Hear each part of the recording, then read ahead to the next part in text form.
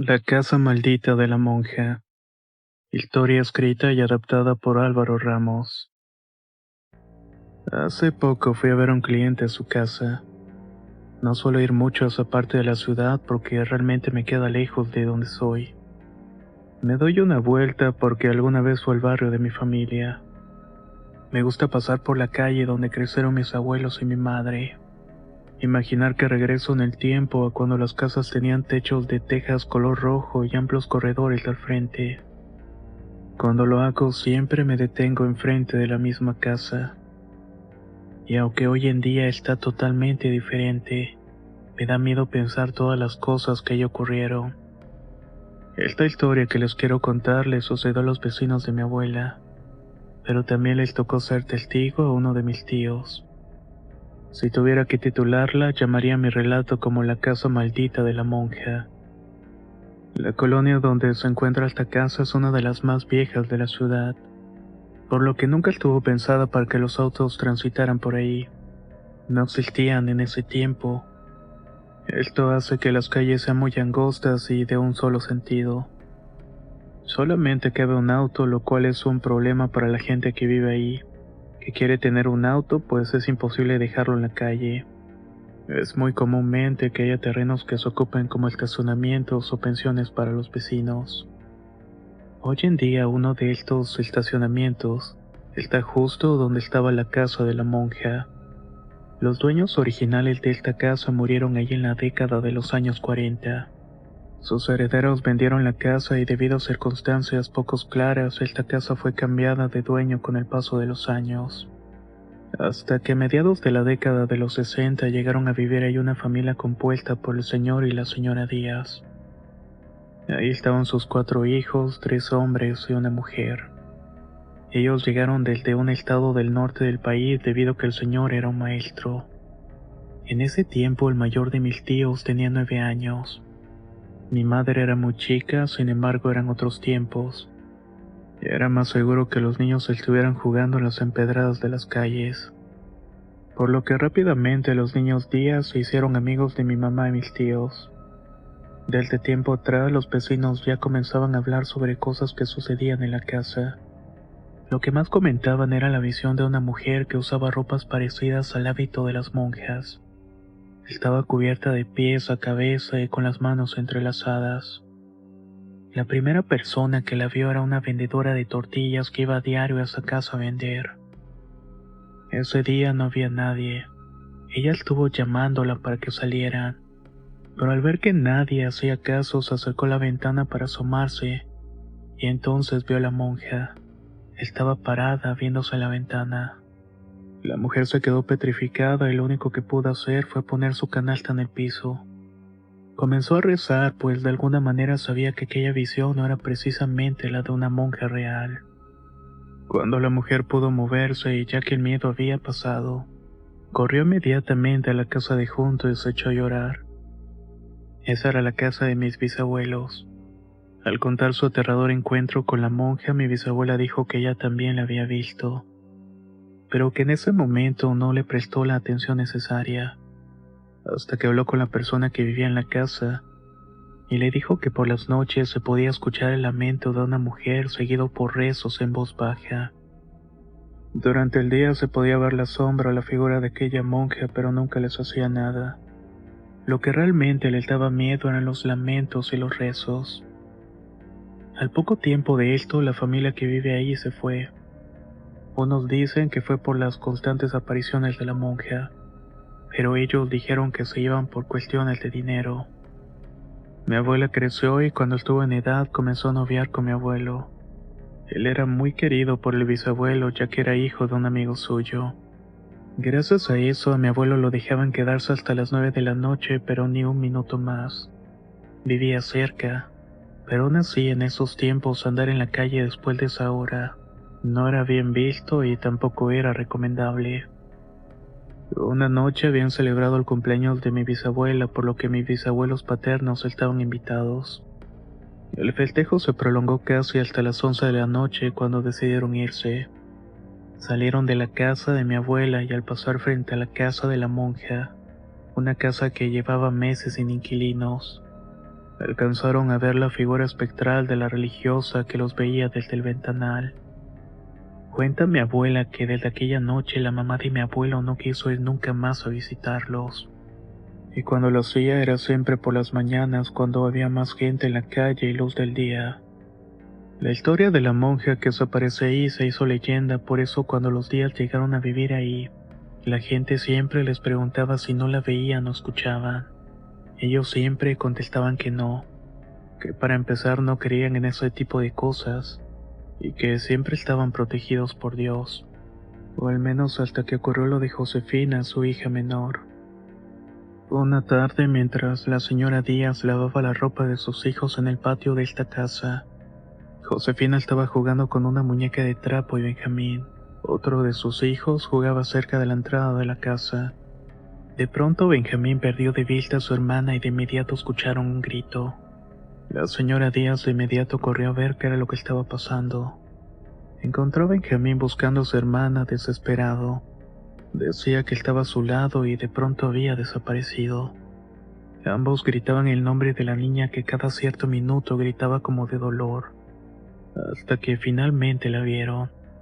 La pequeña estaba colgando a través de una de las ventanas de la planta alta. Una mano de un color oscuro como gris tirándole a negro la sostenía mientras ella lloraba. La madre de la niña corrió desesperada creyendo que si no se daba prisa, su hija caería desde lo más alto y podía ser fatal. Al llegar encontró a su hija llorando, sentada en el piso y ni un solo rastro de alguien más.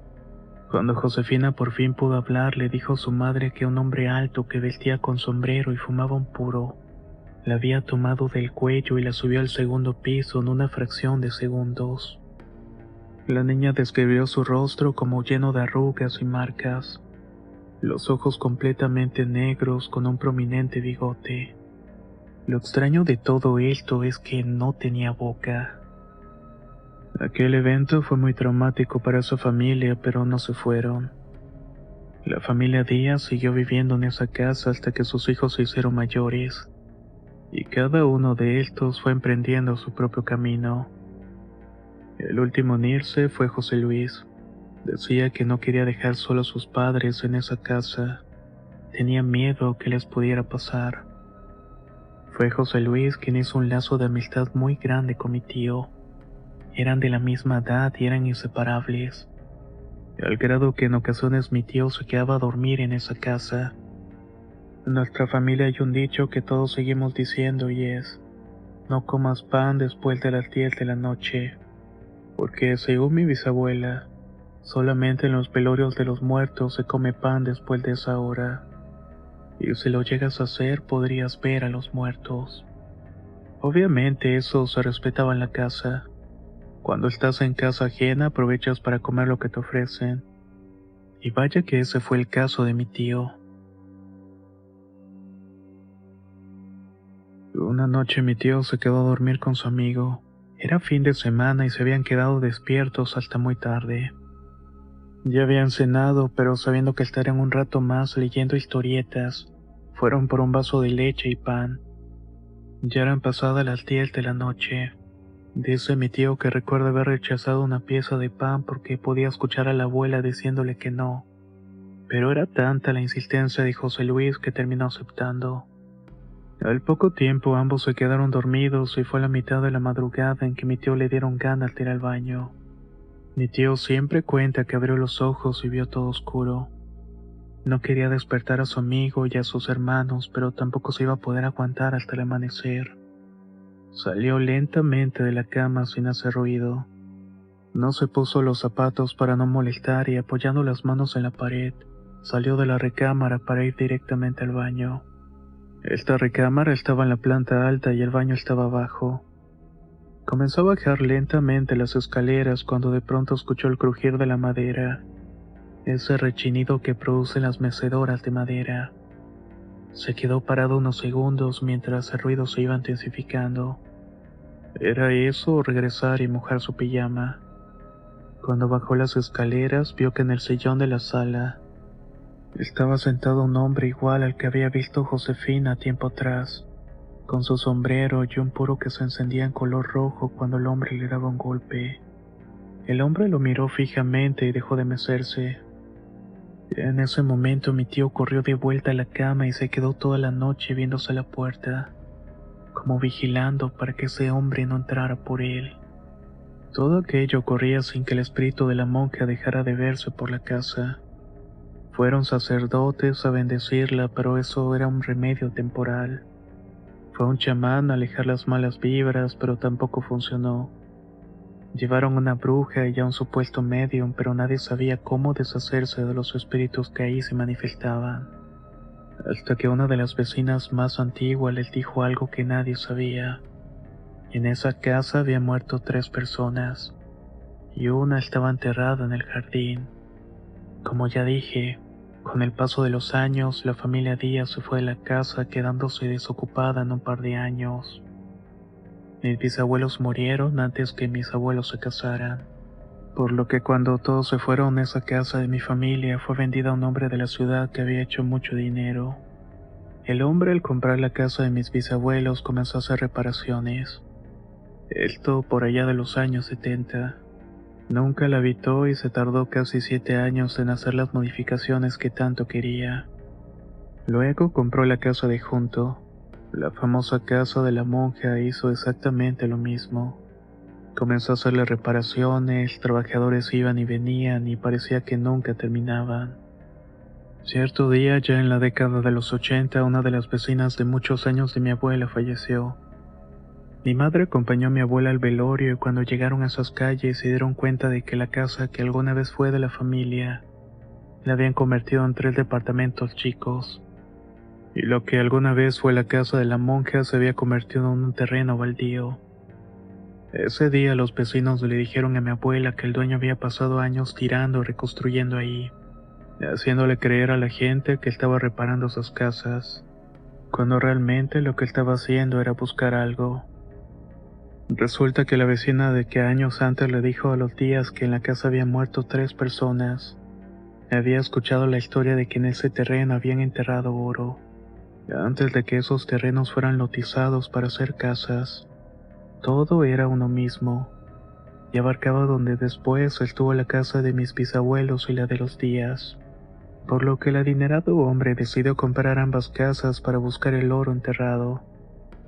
Nadie sabe si lo encontró, pero sí supieron que en algún momento dejó de hacer y deshacer.